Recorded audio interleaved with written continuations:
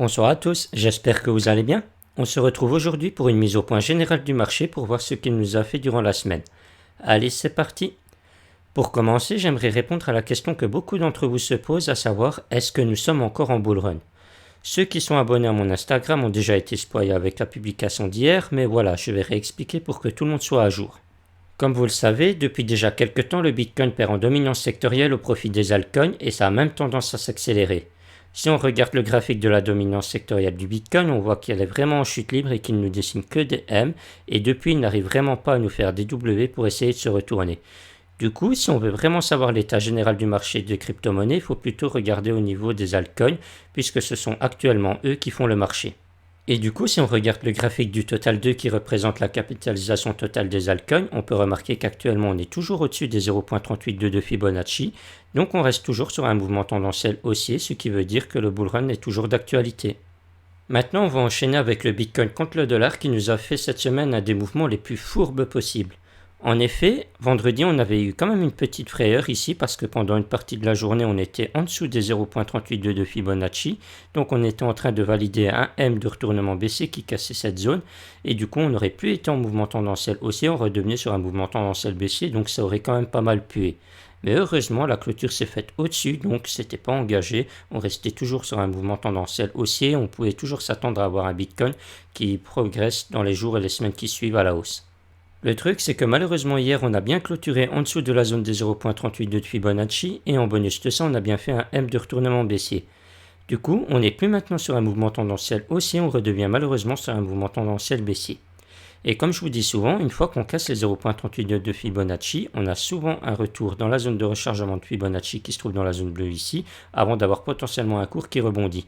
Et c'est justement ce qu'il nous a fait hier, il a fait une ligne droite jusque dans cette zone avant de rebondir et de faire une mèche qui a bien été ravalée.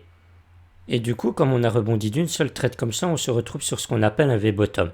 Et comme souvent, les V-bottom sont amenés à être testés tôt ou tard, donc il faudra faire attention à ne pas avoir un nouveau retracement qui vient revisiter cette zone. Donc maintenant, il n'y a pas 36 solutions, il faut qu'on ait un W de retournement haussier qui se valide ici et qui en plus casse les 0.382 de toute cette baisse pour avoir un premier signal comme quoi la baisse est bien finie et qu'on peut potentiellement rebondir à la hausse.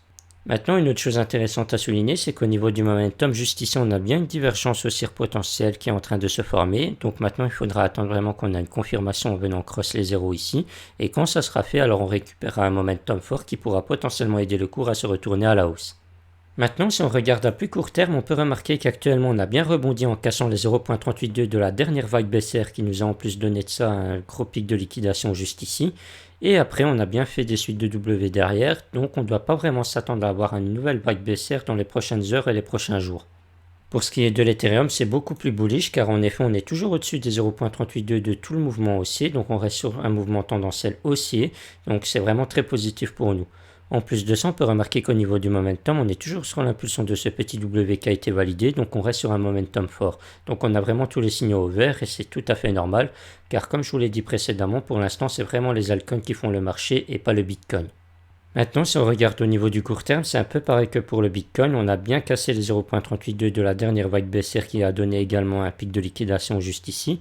Et on enchaîne vraiment les W vraiment juste derrière, donc c'est très positif. En plus de ça, on peut remarquer qu'actuellement, on a travaillé une première fois la zone de rechargement de short de Fibonacci juste ici.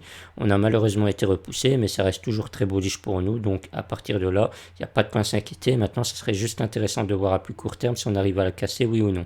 Parce que si on arriverait vraiment à casser ça, alors là, on aurait vraiment un signal comme quoi l'Ethereum est vraiment prêt à se propulser de nouveau à la hausse. Pour ce qui est des dérivés sur le Bitcoin, on peut remarquer que cette grosse mèche dégueulasse juste ici a vraiment liquidé beaucoup de longs, puisqu'on a vraiment l'open interest qui a été creusé du pétrole juste ici. Maintenant, on peut remarquer aussi qu'au niveau du funding, on est dans le négatif et on a le spread qui est également dans le négatif. Donc on a vraiment ici instauré un sentiment général du marché qui est en extrême peur. En plus de ça, on peut remarquer qu'on a vraiment le plein intérêt ici qui continue à descendre alors qu'on a vraiment le cours qui lui remonte tout doucement. Donc on a vraiment des gens qui n'osent même plus vraiment ouvrir des leviers sur le Bitcoin. Et ça, du coup, c'est très positif pour nous parce que comme on a vraiment nettoyé beaucoup de leviers, on est vraiment plus sur un marché qui est trop leveragé. Et en plus de ça, comme on instaure vraiment un sentiment général de peur, c'est vraiment un meilleur moment ici pour vraiment rebondir le cours puisqu'il n'y a vraiment plus personne qui ose vraiment ouvrir des leviers. Donc on fera gagner personne avec une nouvelle remontée.